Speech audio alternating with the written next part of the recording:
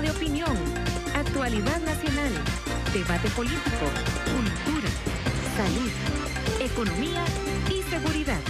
Sin rodeos, donde hablamos claro y directo. Bienvenidos, muy buenas noches. Esto es Sin Rodeos. Isabel Espinosa les saluda. Como bien lo anunciamos, hoy nos acompaña la diputada del Partido Acción Ciudadana, la señora Epsi Campbell. Bienvenida, doña Epsi.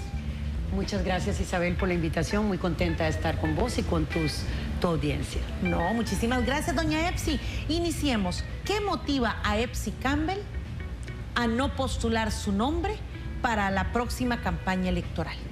Yo quizá empezaría esa pregunta al revés, porque efectivamente la pregunta es ¿por qué debía de postularme? Durante muchos meses estuve yo valorando la posibilidad de presentar mi nombre, ya era por tercera vez en un proceso interno, y estuve haciendo muchísimas valoraciones. Por supuesto que ya cuando una tiene una experiencia política, las valoraciones que hace son mucho más profundas. Hay muchas más cosas que una gana y una pierde. Cuando las mujeres nos metemos en la política, tenemos que poner toda nuestra vida personal, dejar muchas de las actividades para dedicarnos exclusivamente a una tarea que es una tarea bien fuerte. Y además, evidentemente, una valora desde otra perspectiva las propias reglas del juego que hay, el esfuerzo organizativo partidario, y quiero decir que por primera vez enfrentaba una situación que no es una situación igual a la del pasado, y es que por primera vez aspiraría a ser candidata del partido de gobierno. Y entonces en mis valoraciones, en el proceso que abrió el partido, en la necesidad que tenía yo esta vez mucho más que otras de tener las reglas suficientemente claras, cómo sería el proceso. Yo he estado muy alejada de procesos muy largos. A mí me parece que la política termina cansando a la gente porque los procesos electorales se vuelven larguísimos, y efectivamente el proceso del partido inició desde hace tiempo, pero se planteaba como un proceso de 4 meses permanentes, metidas directamente en un esfuerzo de convencer electores, más electores dentro del PAC, porque también habría que decir que por las condiciones del propio partido, esta convención se vislumbraba como una convención mucho más de adentro que una convención hacia afuera, indistintamente si el reglamento general de convenciones lo planteaba. La lógica de cuántos recursos se pueden invertir por las condiciones propias del partido, era clarísimo que el proceso iba a ser más tendiendo a lo cerrado que a lo abierto. Y entonces en un momento determinado, pese a que inicié a recoger las firmas, a buscar todos los requisitos, valoré una cosa que para mí fue fundamental. ¿Desde dónde puedo contribuir yo más en el proceso político partidario? Yo creo que el partido tiene un gran desafío de fortalecerse para enfrentar las elecciones, y estoy convencida de que una lo puede hacer desde dos perspectivas. Desde la perspectiva de meterse directamente en el debate electoral, y desde la otra perspectiva, sin necesidad de estar en el debate electoral, iniciar un movimiento que permitiera pensarnos en no solamente en un proceso electoral 2018, sino fundamentalmente en un partido muy sólido que vaya a gobernar muchísimas veces. Porque el PAC no nació para gobernar una sola vez. Entonces, en una realidad en donde las reglas todavía no estaban absolutamente establecidas, de cara a una campaña política larga, con una certeza de que tengo que seguir contribuyendo con el Partido Acción Ciudadana, con la certeza de que no estaba, comillas, obligada a inscribir mi nombre, llego a la conclusión, conversando con mucha gente, que el aporte cualitativo más importante que podría hacer para mí misma, para el partido y para el proceso que se avecina, era continuar con un movimiento sin la responsabilidad de una precandidatura. Así que decidí yo hacia el final, y valorándolo también en lo personal, ¿verdad? Porque yo creo que hay un tema ahí en donde la familia te cuestiona mucho cuando uno está en estos temas, te reclama ausencias, te coloca también en ese debate permanente de querer aportar y no se sabe, la gente no sabe exactamente lo que eso significa, pero sí sabe lo que pierde. Valorando lo político, lo personal y lo partidario, me parecieron que yo debía de seguir, porque a todo mundo le digo, no, yo no me estoy retirando de la política costarricense, ni mucho menos. Esto no significa que estoy abandonando el barco. Esto significa que en esta oportunidad Epsi Campbell no presenta su nombre para una candidatura presidencial. Sin embargo, usted dijo, si la convención es abierta, yo voy. Si la convención es cerrada, no. Porque no estoy dispuesta a que sean un pequeño grupo quien decida. ¿Por qué? ¿Qué realmente la motiva a usted a tener esa certeza de que si la convención era abierta, sí, pero como es cerrada, no? ¿Qué es lo que hay de fondo? Bueno, lo primero, yo quiero decir que lo primero que dije fueron dos cosas. Las reglas, que para mí eran fundamentales, y lo abierta de la convención. El primer tema estuvo resuelto en primera instancia por el partido. El 26 de junio se aprobó un reglamento general de convenciones en el PAC por primera vez, en donde se establecía que las convenciones serían abiertas. Pero esos son planteamientos de tipo general que luego tienen que ponerse en la práctica en resoluciones específicas para una convención particular. Yo no tengo ansiedad de lanzarme de manera precipitada a una candidatura. Yo estoy convencida que las personas que queremos aportar en este país lo podemos hacer desde diferentes lugares. No estaban establecidas todas las reglas del juego, cuántas mesas, en dónde, de qué manera se participaría, cómo sería ese periodo de campaña política. Los ritmos que tenía el partido los entiendo perfectamente, pero evidentemente estaba con una fecha límite. Esa fecha límite era el 27 de marzo. Yo no podía seguir esperando, sino que tenía que decidir que con las condiciones que estaban me matriculaba o no me matriculaba. Así que con esa lógica, con la no certeza de, por ejemplo, todavía el reglamento establece que al menos una mesa por cantón, eso es absolutamente insuficiente, no están establecidos todavía los criterios. Entonces pensé que efectivamente ese ya no era el lugar para presentar mi nombre, y más bien tuve la certeza de hablarle a todas las personas que me estaban acompañando en todo el país, de decirles, mi decisión es no a la precandidatura y sí al partido. Sí caminar para fortalecer el partido, para generar un músculo electoral, sí caminar para efectivamente que tengamos las mejores personas que asuman las responsabilidades desde el Comité Ejecutivo Nacional, sí caminar para contribuir para que la nueva Asamblea Nacional asuma un desafío que nunca hemos asumido. Somos por primera vez, será la primera vez que tendremos una campaña política como partido de gobierno. Igual como es la primera vez, esta es mi segunda vez de diputada y es la primera vez que entonces soy diputada de gobierno. Yo ya sé que esas dos películas son películas totalmente diferentes y entonces por esa razón dije que no. Lo hice con tanta tranquilidad que hoy estoy segura que fue la mejor decisión.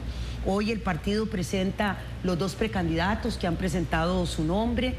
Hoy se empieza un camino que culminará el 9 de julio, pero en ese camino también estamos participando personas tratando de trabajar para lo otro, porque hay una cosa que dije desde el inicio, y es que para mí era mucho más importante, antes de pensar en la precandidatura, siempre lo dije sistemáticamente, es fortalecer el partido.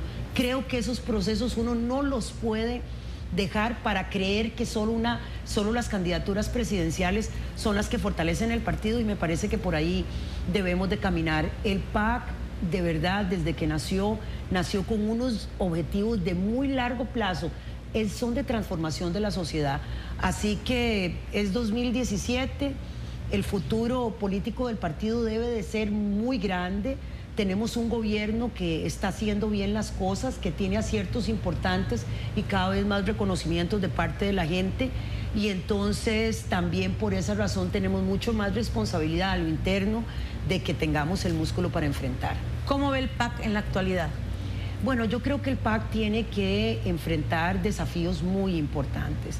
Tiene que fortalecerse en lo organizativo. Hemos iniciado un proceso de renovación de estructuras, y ese proceso de renovación de estructuras formal tiene que ampliarse para crear lo que van a ser comités distritales de base, comités de base barriales, esa gente que está con el partido y que no va a estar en la estructura formal, porque si notamos nosotros ahora empezamos con la estructura cantonal y no con la distrital, y eso nos obliga a ir a hacer ese trabajo de base, porque finalmente las elecciones nacionales se hacen en los centros electorales, se hacen en las escuelas, se hacen en los barrios, no se hace solamente desde el cantón. Entonces me parece que ahí tenemos un gran desafío y ahí tenemos que hacer un acuerdo entre los diferentes actores que están hoy en el partido para trabajar en ese fortalecimiento en los próximos de 3 a 6 meses que tenemos para enfrentar la campaña política electoral. Doña Epsi, ¿es este PAC el PAC que forjaron los fundadores hace 17 años atrás? Bueno, yo diría que no puede ser el mismo PAC, ¿verdad? O sea, por razones obvias han pasado muchas cosas dentro del propio partido. Han pasado ya, esta es la 5ª camada de diputados, 2002, 2006, 2010, 2014, la 4ª. Ya hemos llegado 55 diputados y diputadas a la Asamblea Legislativa. Tenemos el primer gobierno. Hemos enfrentado propias contradicciones internas. Hemos tenido debates sobre posiciones que no son posiciones menores. Hay hoy una realidad en donde hay diferentes perspectivas dentro del propio partido, organizadas a través de grupos, algunos con nombres y otros sin nombre. Tenemos una experiencia de gobierno que no teníamos antes. Algunos de nosotros pensamos que tenemos que fortalecer mucho más la propuesta ética fundacional, que es la diferenciadora del resto de los partidos políticos. Hay otros que creen que eso es apenas un elemento más del partido. O sea, estamos en un debate permanente. El PAC es un partido absolutamente vivo en el cual sobreviven actores, sobreviven actoras políticas que tienen perspectivas, pero finalmente yo diría que la razón de ser del PAC es una razón de ser en 2 sentidos fundamentales, y eso es lo que no podemos permitir que se pierda. El primer sentido fundamental era adecentar la política costarricense, era hacer una transformación de la forma en que las personas que llegamos a la política asumimos y administramos los bienes que, no siendo nuestros, el país nos da a través del voto la responsabilidad de hacerlo. El segundo tema tiene que ver con administrar eficientemente las instituciones del Estado para que no se desperdicie un solo 5, pero fundamentalmente para disminuir esas brechas de desigualdad que hay en este país, para garantizarle derechos a la gente, para garantizar el derecho a una educación pública de calidad, al internet universal, a la electricidad, a lo que llamábamos cañas de pescar. ¿Se ha logrado? ¿Ah? ¿Se ha logrado? Yo pienso que hemos caminado. Yo creo... ¿Se ha logrado hoy por hoy? No, para nada, porque nosotros pensamos en una transformación que es una transformación mucho más grande que un gobierno de la República o que cuatro gestiones legislativas. Lo dijimos desde el principio. Yo creo que ahí sí no hay forma de que alguien crea que un partido que después de 16 años va a transformar la sociedad. No, para nada, para nada. Las transformaciones que tenemos quizá hoy son mucho más grandes que las que teníamos en el pasado.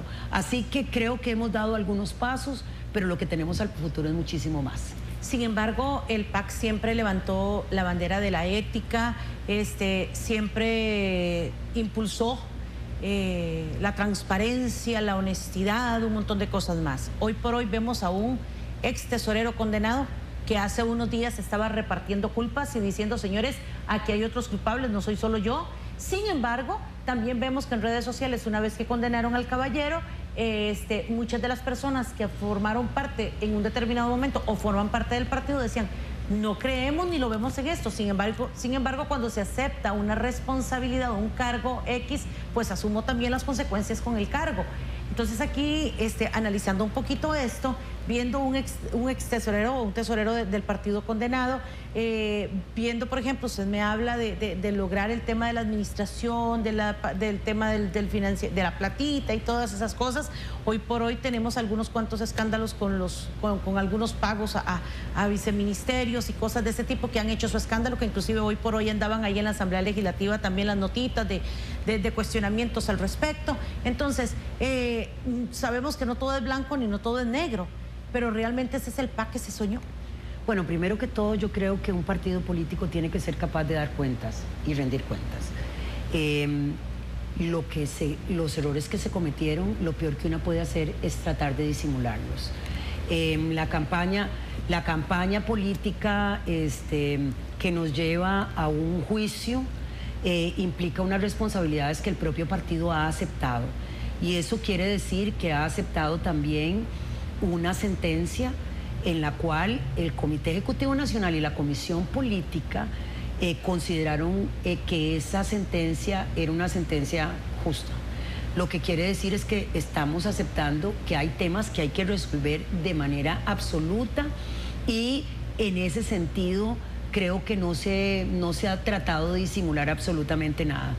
Creo que las responsabilidades que uno asume cuando asume un cargo como la tesorería del partido o una secretaría general son responsabilidades que están claramente establecidas en la ley. O sea, que una no puede desconocer que cuando usted asume un puesto tan delicado como la tesorería, usted tiene la responsabilidad de rendir cuentas por aquellos gastos que usted aprueba, por aquellas decisiones que usted toma, por todos los temas del manejo financiero. Y yo quiero decir que yo estoy totalmente segura que las personas que han sido sentenciadas por esos errores graves que cometieron, no se llevaron un solo 5 a la bolsa. O sea, yo quisiera decir que en ese sentido hay claridad absoluta de parte de todos los que estamos en el partido, que allí hubo errores graves, pero que no tienen a nadie y que no podemos dudar de la integridad de las personas en términos de que se trataron de beneficiar de manera personal, pero que se hicieron procedimientos indebidos a la hora de hacer cobros particulares. Eso es así. Y eso implica que tenemos una sentencia también no solamente por responsabilidad civil del propio partido, que las autoridades han aceptado. Eso, y cuando se insinúa pagar esa deuda con dinero de todos los costarricenses, ¿estaría Epsi Campbell de acuerdo con eso? No, yo no estaría de acuerdo, pero yo creo que lo que se trató de hacer, esa es mi interpretación, ahí sí soy absolutamente honesta.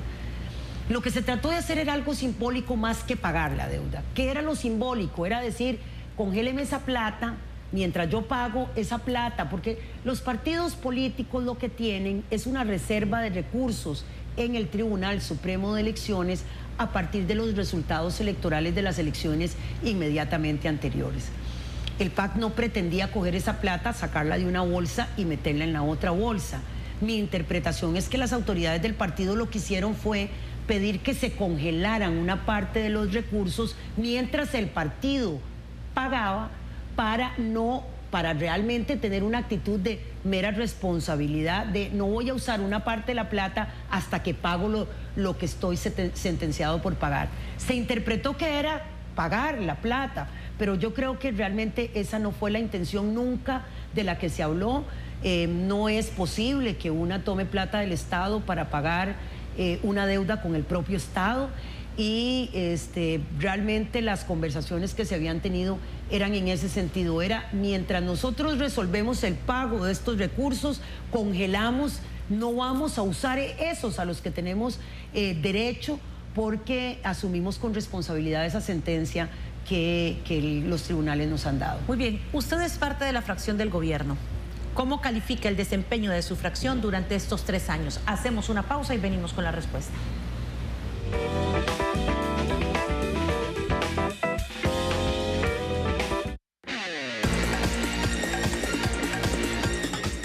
Ya regresamos con Sin Rodeos. En algunas zonas ha dejado de llover. Es urgente que ahorremos agua. Mientras nos enjabonamos y lavamos los platos, cerremos la llave y al abrirla, reduzcamos la presión del agua. Revisemos que no existan fugas en el servicio sanitario. Lavemos menos el carro y cuando lo hagamos, usemos un balde. Reguemos las plantas de noche y con un recipiente pequeño. Al lavar, aprovechemos el agua con una tanda completa de ropa. Comprometámonos con el ahorro del agua. El agua es vida. Cuidémosla. Cada día, técnicos especializados de la Compañía Nacional de Fuerza y Luz inician sus tareas en la red eléctrica.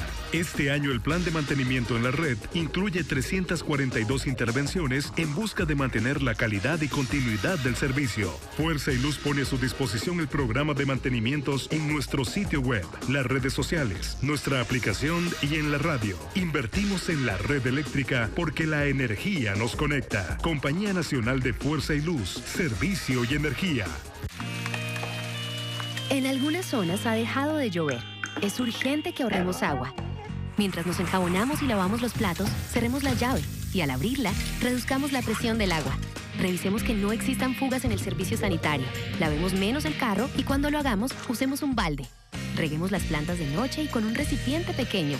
Al lavar, aprovechemos el agua con una tanda completa de ropa. Comprometámonos con el ahorro del agua. El agua es vida. Cuidémosla. Gavi Salón y Spa te ofrece gran variedad de servicios: tintes, queratinas, botox, maquillaje, peinado, manicure, pedicure, semipermanente, resina, servicio de barbería, cortes adultos y niños, masajes, faciales y depilaciones. Estamos ubicados 25 metros oeste de la iglesia La Agonía en Alajuela. Gavi Salón y Spa. Perfeccionamos tu belleza. Continuamos con Sin Rodeos. Muy bien, continuamos en Sin Rodeos en esta noche con doña Epsi Campbell, diputada del Partido Acción Ciudadana. Realmente estamos escuchando qué la motiva a no inscribir su nombre si se estaba presentando como una posible precandidata para el proceso electoral de febrero del 2018. Toma la decisión que no, las razones las ha dado.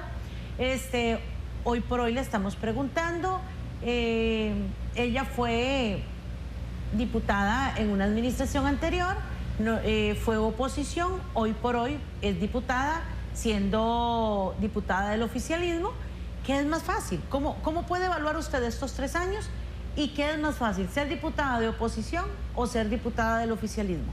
Bueno, primero decir que efectivamente la fracción legislativa del PAC ha hecho un esfuerzo importante, pero sin embargo hemos tenido dificultades de coordinación con el Poder Ejecutivo. Y esas dificultades... ¿A qué se lo atribuyen? Puede ser inexperiencia. La verdad es que... ¿De cuál bando? ¿Del legislativo o del ejecutivo? Yo diría que efectivamente el ejecutivo no ha potenciado lo que significa el trabajo legislativo. A mí me parece que la Asamblea Legislativa es una herramienta crucial para el accionar del propio gobierno y sin embargo las coordinaciones no han sido ni lo suficientemente eficaces con nosotros mismos como fracción de gobierno, pero tampoco con general con la Asamblea Legislativa. ¿Por qué? Porque efectivamente en un régimen presidencialista el presidente de la República, el Poder Ejecutivo, tiene bajo su control la Asamblea Legislativa durante 6 meses durante el año. Y esas coordinaciones, en un contexto que no quiero decir que sea un contexto más fácil. Yo cuando estuve la primera vez en la Asamblea Legislativa, pues lo que existían eran 3 fracciones grandes, estábamos el PAC con 14, el Partido Unidad, el Liberación Nacional con 17 y la Unidad con 19, un movimiento libertario mucho más pequeño con 5, aunque más pequeño es el de ahora, y solamente un diputado cristiano. Esa era la composición general de esa Asamblea Legislativa. Quería decir que si 2 grupos políticos como Liberación y la Unidad que estaba en el gobierno se ponían de acuerdo, las cosas caminaban de manera relativamente fácil. Si bien fue el inicio del rompimiento del bipartidismo tradicional, todavía la suma de esas 2 fuerzas alcanzaba prácticamente para llegar a 38 votos. Digo prácticamente porque había que hacer una suma demasiado sencilla en algunos temas para llegar a los 38, pero lo podían hacer con ellos mismos. De manera que la realidad ahora, digamos, no solamente es que el PAC está por primera vez en el Poder Ejecutivo y somos por primera vez en la historia la fracción de gobierno, pero no la fracción más grande en la Asamblea Legislativa. Digamos, si fuésemos estrictos, diríamos que nosotros en el Poder Ejecutivo somos oposición, porque la fracción dominante en el Poder Legislativo, es la fracción de Liberación Nacional.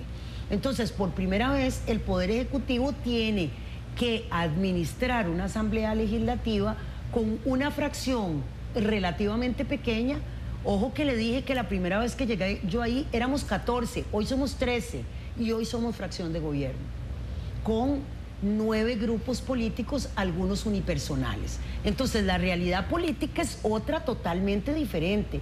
La posibilidad de llegar a acuerdos, la posibilidad de tener agendas consensuadas, la capacidad de llegar a prioridades. Entonces, pese a que yo creo que hemos hecho un esfuerzo importante, somos una minoría. Es más, somos la segunda fracción de gobierno, la segunda minoría. Este es un minoría y en algunos casos dividida, porque no comulgan como hermanitos de la caridad, todos. Bueno, yo creo que esa es la característica de la política de estos tiempos. No nos vamos a engañar, tenemos diferencias, pero quizá la gente lo quiere magnificar. Y yo ahí sí, sabiendo que hemos tenido diferencias en temas importantes, la verdad es que la fracción del PAC en los temas fundamentales ha caminado mucho más unida que desunida. Y ahí sí lo tengo que decir con toda certeza. Yo realmente he visto en los temas, por ejemplo, que son iniciativa de gobierno, nosotros somos pocos, es muy poco lo que la gente se sale del canasto. O sea, realmente hay una vocación de los diputados del Partido Acción Ciudadana de apoyar al gobierno, de aportar en esa visión consensuada. Sí, pero hay votaciones que la hacen dividida. Y hay muchas votaciones, y hay algunas votaciones que se hacen divididas. Sí, pero lo que le estoy diciendo es que, por eso digo, hay dos perspectivas. La perspectiva primera, que en los temas fundamentales que pone el Poder Ejecutivo, ahí muy mayoritariamente actuamos como un bloque. Y hay otros temas, y yo por eso digo, creo que es la realidad política de ahora. En el tiempo en que yo fui diputada, era mucho más fácil que todas las fracciones políticas tuviesen mayor homogeneidad. Hoy el PAC tiene posiciones diferentes en algunos temas, pero sin tratar de justificarme, es verdad que esa es la dinámica de la propia Asamblea Legislativa. En algunos casos, por ejemplo, don Otón Solís, al igual que el diputado Corella, han contradecido algunas de las cosas del mismo Ejecutivo. Así y es. el mismo presidente. No, pero así es, y así debe de ser. Así debe de ser. Una fracción de gobierno que crea que todo lo que hace el gobierno hay que justificarlo y hay que disimularlo, aunque esté cometiendo error, está haciéndole un daño a la democracia. ¿Se convierten en oposición para el gobierno entonces? No, no es oposición para el gobierno. Aquellas cosas que están mal, uno no puede tener la autoridad moral después de criticar. ¿Qué serio? Uno no puede dejar de tener la autoridad moral. Si usted critica cuando lo hace la oposición, tiene que ser capaz de criticar cuando lo hace el propio gobierno. Y no puede entonces buscar justificaciones cuando lo hacemos nosotros y efectivamente reclamar cuando lo hacen los otros. Y a veces es duro. Compañeros de la fracción, en algunos momentos hemos hecho cuestionamientos incluso como fracción. Cuestionamos los nombramientos del Banco de Costa Rica, cuando se hicieron unos nombramientos que consideramos que no eran los nombramientos que debían de hacerse en un gobierno del PAC. Cuestionamos el nombramiento de Aida Fishman porque consideramos que no era la persona idónea que el gobierno debía llevar. Hemos cuestionado a las decisiones de gobierno y lo hemos hecho sin empacho. Ahora tenemos una posición también en contra de lo que el gobierno ha planteado en materia, bueno, no el gobierno, pero por lo menos el Banco Central, de nivelación de la cancha en materia financiera para los bancos privados. Y realmente esa es nuestra responsabilidad. Nosotros vamos a la ciudadanía a pedirle el voto y tenemos que responder con aquellas cosas que le prometimos a la ciudadanía. Mi compañera Marcela Guerrero ha hecho un esfuerzo importantísimo por cuestionar lo que está pasando en el CTP y ha incluso pedido directamente la renuncia del director del CTP. Pero esa es su responsabilidad, porque si no está cumpliendo con lo que tenemos que cumplir... ¿Qué respuesta da el Ejecutivo? De cara a la ciudad, no ha contestado absolutamente nada y Marcela ha ido a decir claramente al ministro conteste esos cuestionamientos que estamos haciendo. Entonces sí es cierto que el PAC va a ser una fracción de gobierno diferente a cómo eran las fracciones de gobierno del pasado. La lógica de ser gobierno... ¿Cómo la califica EPSI? Bueno, yo no podría decir que estoy totalmente satisfecha porque sería mentir. Me parece que nosotros todavía tendríamos que mejorar muchísimo en términos de consolidar algunas posiciones, plantear algunos temas que son de resorte legislativo propiamente dicho, poder hacer todo lo que está a nuestro alcance para que en aquellos temas en donde no se... las otras fracciones políticas a veces ponen obstáculos, actuar más como grupo, más consolidados. Yo creo que hemos hecho un esfuerzo y lo valoro, pero siempre me parece que hay mucho espacio para mejorar y sería una realmente muy conformista decir que lo hemos hecho todo, que no hay nada mejor que hacer. Yo creo que tenemos muchas cosas mejores que hacer y yo espero, y con la experiencia que ya tienen mis compañeros y compañeras y que tengo yo misma y que tenemos todos los integrantes de la fracción del PAC, que este último año saquemos una tarea que nos permita continuar con esa consolidación del Partido de Acción Ciudadana. ¿Qué le dice EPSI Campbell a esas personas que dicen, ejemplo, esperábamos más de EPSI por su experiencia, porque ya había sido diputada antes y ahora esperábamos una EPSI diferente? ¿Qué ha cambiado en ser oposición a ser hoy una diputada oficialista? Bueno, yo creo que efectivamente las condiciones han cambiado y la Asamblea Legislativa tristemente también. El debate legislativo que tenemos a veces es un debate legislativo que da entre dolor y pena. La posibilidad de debatir temas importantes, y yo voy a aprovechar para decir algunos de esos temas.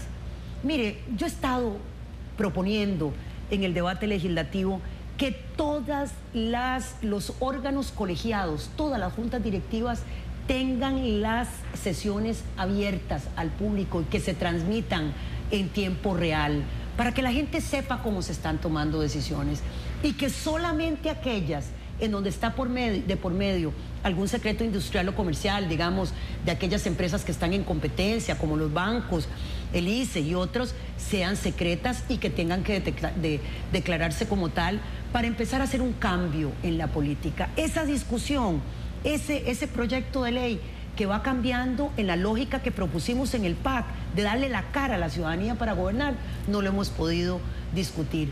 El tema de la educación pública y el tema de que los muchachos de colegios públicos tengan las mismas oportunidades de entrar a las universidades públicas como lo hacen los muchachos y muchachas de colegios privados. Un tema de equidad fundamental, no solo para el PAC, para el país, un tema que realmente trata de disminuir esas brechas de desigualdad que tenemos en Costa Rica. Esos temas no tienen espacio. Entonces yo de alguna manera quiero decir, no me justifico, porque de nuevo digo, siempre la crítica me sirve a mí para mejorar, no para justificar. Yo siempre veo la crítica como una oportunidad para dar un salto cualitativo a lo que estoy haciendo. Es muy diferente ser diputada de oposición a ser diputada de gobierno.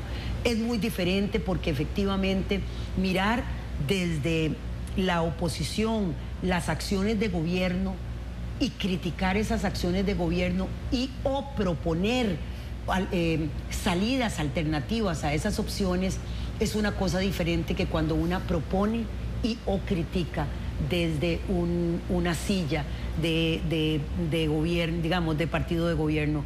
Así que es cierto, no he tenido, digamos, en esta oportunidad ni la posibilidad ni el espacio de discusión en el plenario legislativo para aquellos temas mayores. Nosotros tenemos el desafío de poder discutir la distribución de la riqueza en este país y empezar a pensar en ese más de 1 millón de personas que todavía no están. Pero cualquiera diría que es más fácil ahora porque tienen el sartén por el mango. ¿Qué les imposibilita si son oficialismo? Nosotros no nos imposibilita. No existe comunicación, no existe negociación, ir de la mano entre el Ejecutivo y su fracción. Existe comunicación y no existe toda la coordinación que yo quisiera.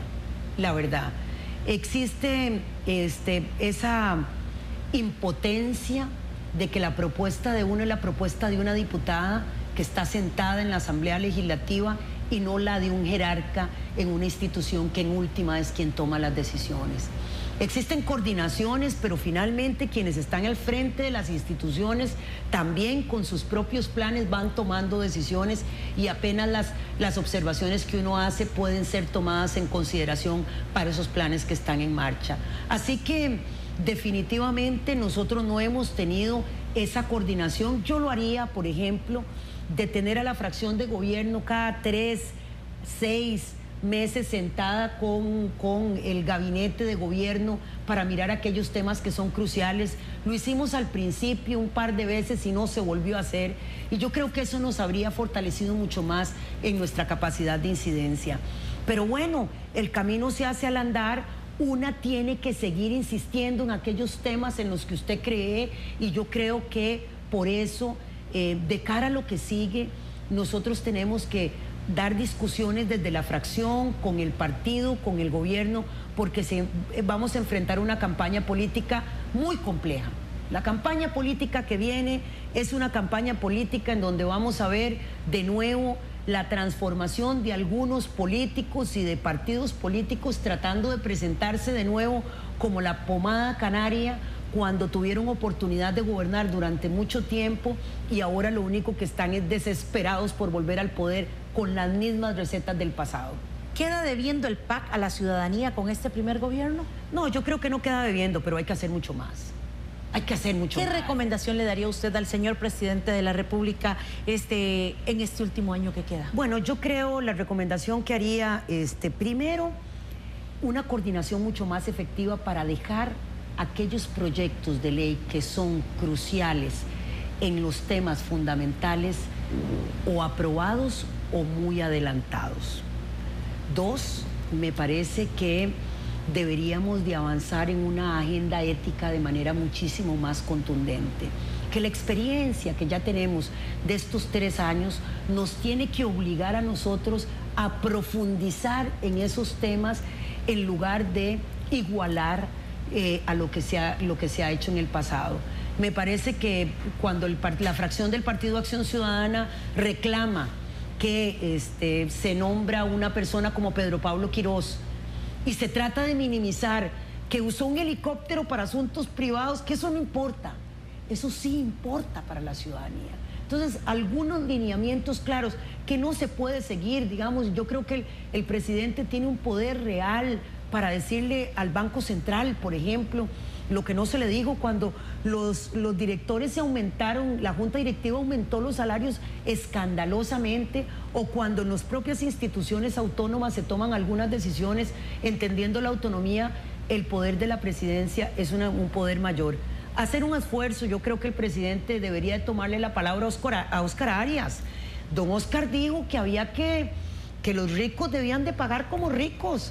Pues este es el momento de decirle a Antonio, que parece ser el aliado fundamental, Óscar Arias, de Antonio, que todavía está sentado ahí en la presidencia de la Asamblea Legislativa, venga acá, lleguemos a un acuerdo al menos de aprobar renta mundial y renta global.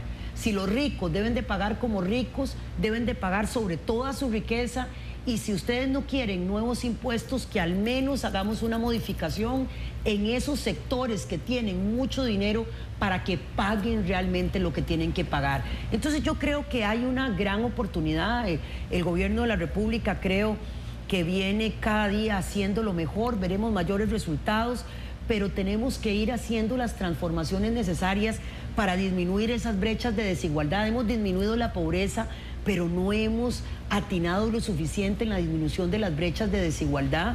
Me parece que hay que hacer una modificación en la agenda comercial. No podemos seguir obsesionados nosotros por firmar tratados comerciales y sin seguir administrando de manera más efectiva. Esa es otra de las cosas, una oposición impresionante al tema de los tratados de libre comercio, sin embargo ahora se firman muy digamos, hábilmente. nosotros siempre hemos dicho, somos un partido que ha creído en la apertura comercial, pero cuando esa apertura comercial es pensada desde los intereses de nuestro país. Y efectivamente, en materia comercial ha habido un seguimiento a la política de los últimos años, en donde pareciera que lo más importante es firmar Alianza Pacífico, firmar el otro, seguir con un acelere en la firma de acuerdos comerciales, y no hemos visto los resultados suficientemente claros de cuáles son los beneficios que le están dejando a esos pequeños, mi preocupación son pequeños productores campesinos. Doña Epsi, permítame, tenemos que hacer una pequeñísima pausa, pero ya regresamos. Recuerde, cuando regresemos, que usted puede marcar el 905-398-7288 y hacer sus preguntas o bien participar a través de las redes sociales de la página de Sin Rodeos Extra TV Canal 42. Ya volvemos.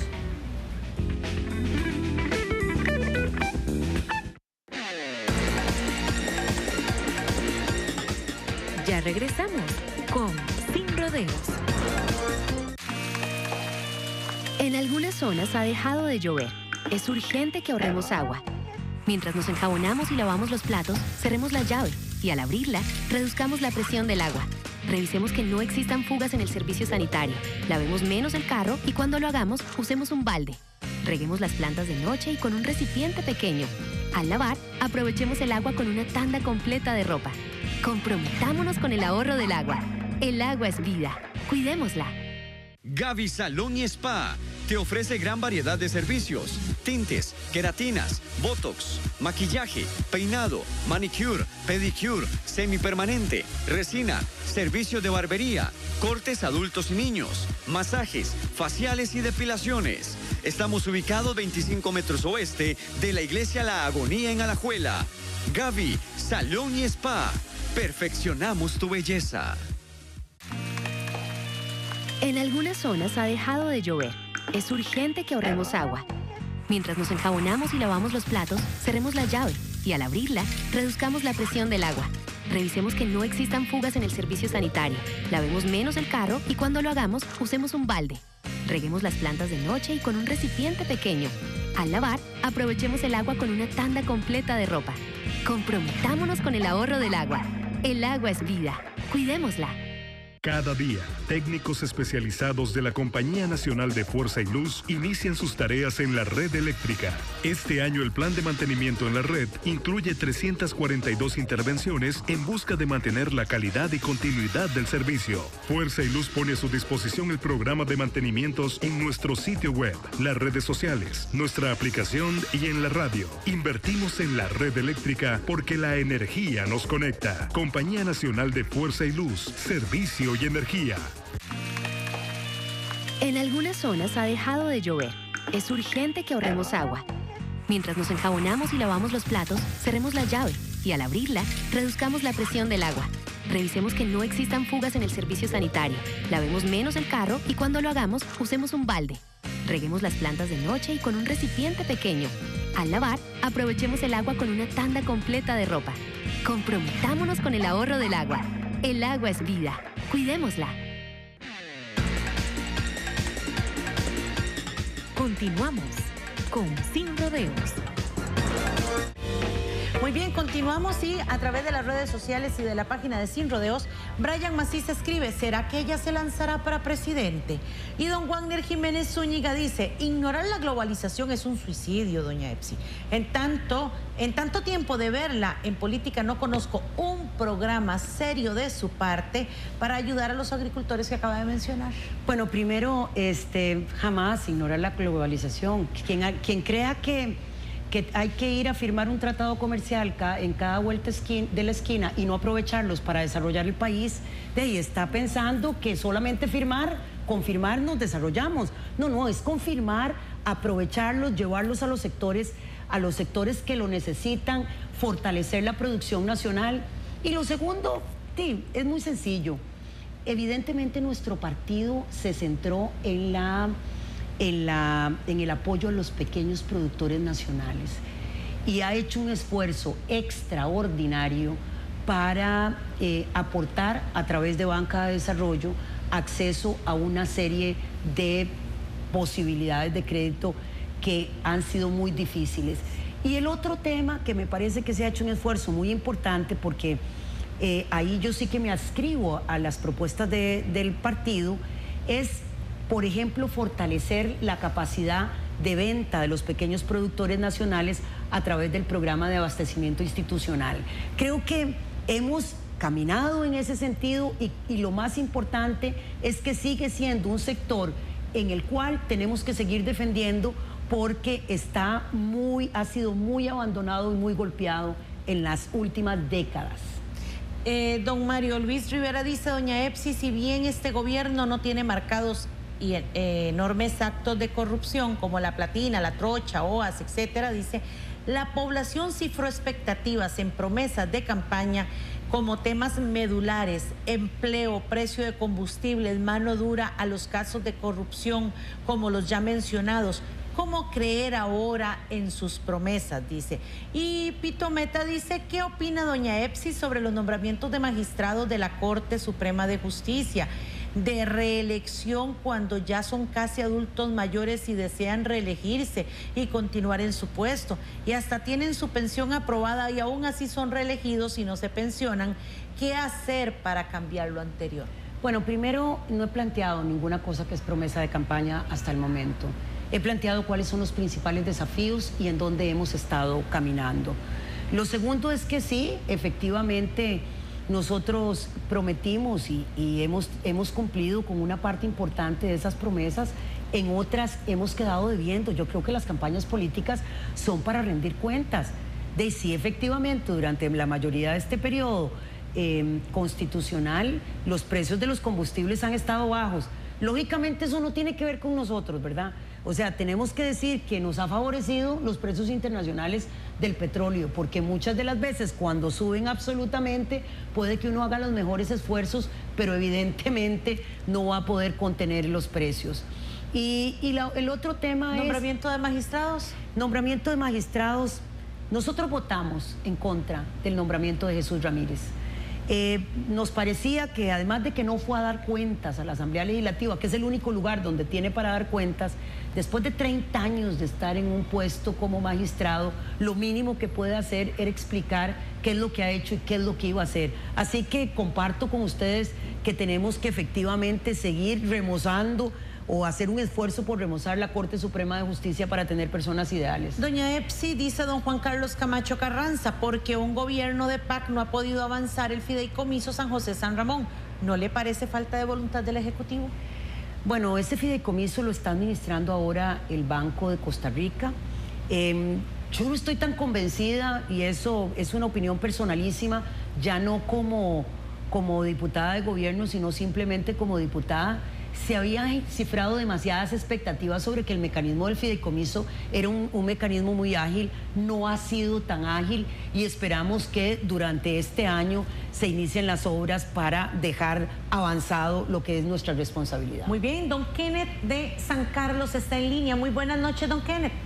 Buenas noches, doña Isabel. Muchísimas gracias por la oportunidad. A usted por llamar. Y obviamente, muy feliz de que toque este tipo de temas, todo tipo de temas variados, de urgencia en el país. Gracias. Voy a ser directo, doña Epsi, mucho gusto. Mucho gusto. Mis preguntas son sencillas y rápidas. Primero, de ser usted candidata a la presidencia en estas elecciones o en las venideras o como quiera que sea, y esta pregunta se la lanzo a todos los candidatos, ¿firmarían un documento donde se comprometan a renunciar a la presidencia de Costa Rica en caso de ser electos si no cumplieran con las promesas que hacen en campaña? Eso por un lado.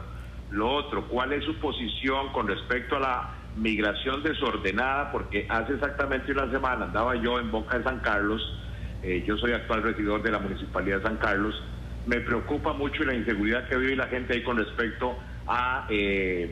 digamos, abuso de autoridad por parte del ejército nicaragüense. De eso tengo pruebas y gente que lo dice y lo constata. Para allá no se puede cruzar, los amenazan con culata en mano, pero ellos para este lado entran y hacen lo que quieran. En fin, un sinnúmero de cosas que sinceramente nos tienen a nosotros muy preocupados. La inmigración desordenada no puede continuar. Está bien lo de fronteras abiertas, pero fronteras seguras a la vez, porque obviamente estamos pues entregando el país a una situación muy compleja y muy preocupante. Cierro con esto. De Estados Unidos deportan a un salvadoreño, resulta que se viene a Costa Rica, entra como Pedro por su casa, mata a una mujer en un hotel, y así sucede con muchísimas personas. No todos los inmigrantes son malos, no, hay mucha gente buena y trabajadora, pero por favor depuremos este asunto porque las cosas están saliendo de mano. Muchas gracias y buenas noches. A usted, don Kenneth. Muchas gracias, don Kenneth. Dos cosas rápidamente. La primera sí, yo creo que uno está obligado a cumplir lo que promete en campaña y por eso las promesas de campaña tienen que limitarse muchísimo y no coger la campaña política para prometer cosas que son de imposible cumplimiento. Y efectivamente en el PAC lo dijimos, el PAC lo dice en sus convocatorias, que cumplir es una responsabilidad. Esa es mi perspectiva, esa es la perspectiva del partido. Pero ahora usted me mete a mí en un problema. ¿Ha cumplido el PAC sus promesas de gobierno? Bueno, pero me está preguntando si yo creo en eso. ¿Usted cree en eso? ¿Usted sí lo cree? Yo creo absolutamente porque ha sido lo que uno dice en campañas de cumplimiento obligatorio, es la única manera, es un contrato que usted firma con la ciudadanía. El segundo tema que usted plantea de la migración, yo creo que nosotros tenemos que iniciar un proceso, una estrategia migratoria para, como usted bien dice, ordenar la migración en las fronteras terrestres fundamentalmente de nuestro país, y ahí requerimos de una acción realmente contundente de parte de no solamente de la Oficina de Seguridad, del Ministerio de Seguridad, sino también de Migración. Me parece que lo que usted está planteando es un problema y ahí lo que tenemos que hacer es buscar una solución conjuntamente con las municipalidades que están en las zonas fronterizas.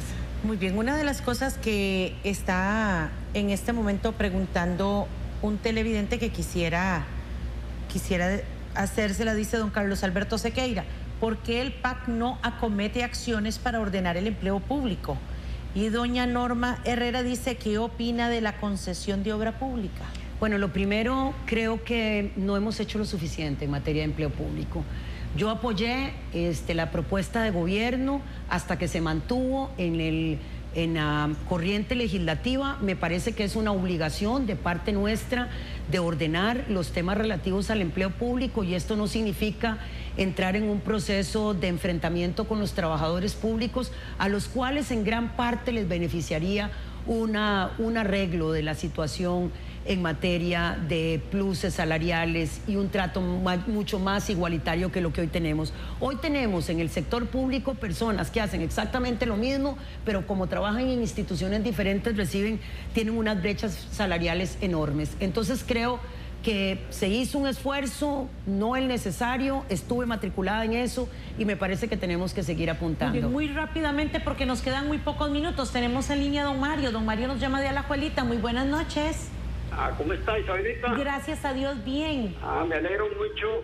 Mire, quería preguntarle a la doña señora Epsi, a la diputada, para ver qué es lo que está pasando con el PAC, con ese engaño que nos hizo tan grande a nosotros los costarricenses. Miren, los piratas cibernéticos, bueno, están jalando la droga para allá y para acá. Usted va ahí a la sala constitucional que está en calle Moreno, si trata de bajar por ahí, donde van a hacer el puente, y ahí hay lotes de 250 metros que se han aprovechado un montón de gente.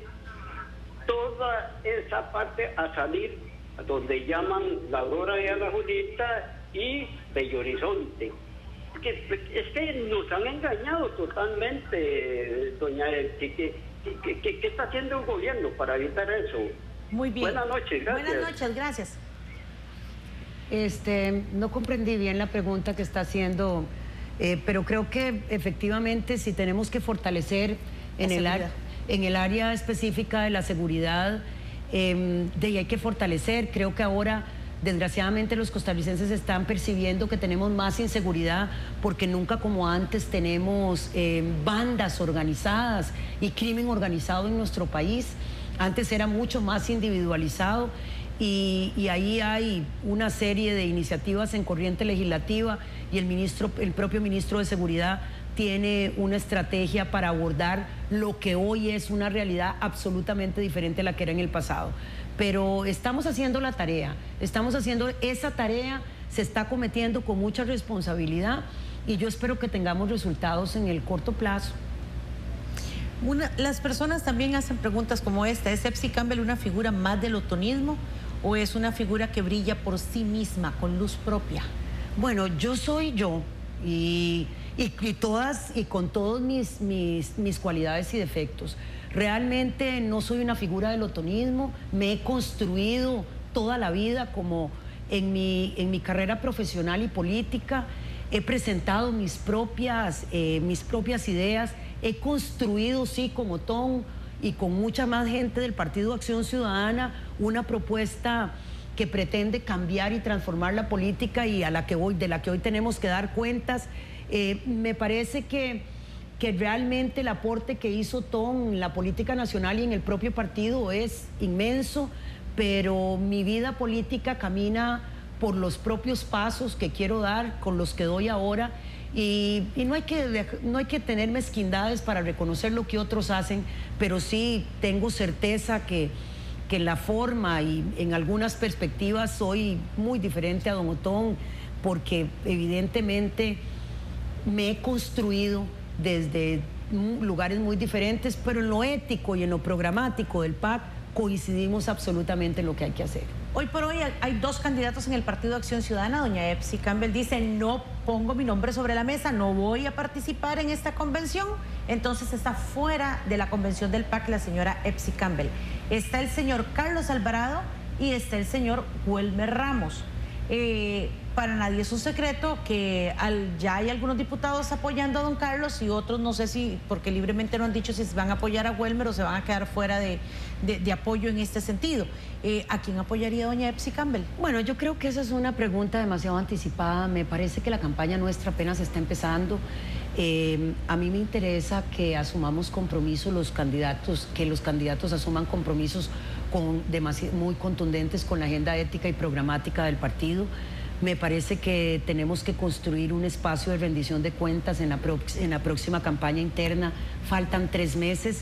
Yo no miro que este tema se resuelva sobre cuántos diputados más o menos están al lado de cuál precandidato.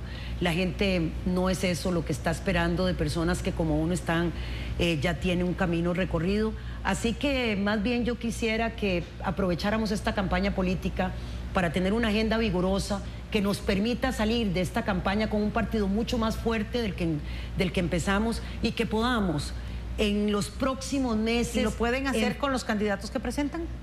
Lo tenemos que hacer entre todas las personas que estamos en el partido. Y los candidatos son una parte importante de esa fórmula. Y creo que hay que hacerlo desde ahora, no solo pensando que esto se resuelve marcando con una X en una papeleta electoral, sino entendiendo que tenemos que rendirle cuentas al país y tener una estructura organizativa sólida para ganar las elecciones del 2018. Doña Epsi, muchísimas gracias. Muchas gracias a ustedes en sus hogares. De verdad que siempre es hermoso saber que ustedes están ahí apoyando cada uno de los temas. Les esperamos, si Dios lo permite, el día martes. Vamos a estar aquí con ustedes el día martes y el jueves obviamente estaremos descansando un poquito para regresar, si Dios lo permite, después de la Semana Santa. Pero el martes a partir de las 8 de la noche estaremos aquí con ustedes. Mil gracias y que pasen un lindo fin de semana.